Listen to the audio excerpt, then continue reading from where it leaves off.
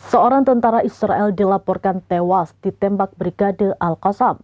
Kabar ini diumumkan sayap militer Hamas pada Rabu 28 Mei 2025.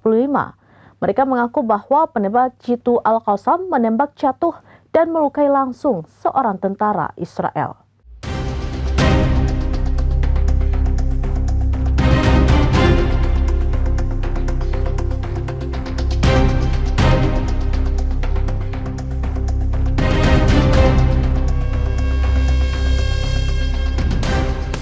Insiden tersebut terjadi di Jalan Baghdad Timur lingkungan Syujaya di timur kota Gaza, utara jalur Gaza pada Selasa 27 Mei.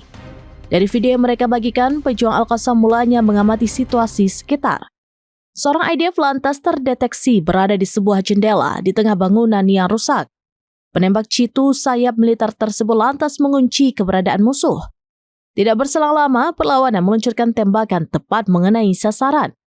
Sebuah tank militer rezim Zionis juga turut diledakkan. Pejuang Qassam mengkonfirmasi bahwa mereka telah menargetkan pengangkut personel lapis baja Israel dengan rudal P-29.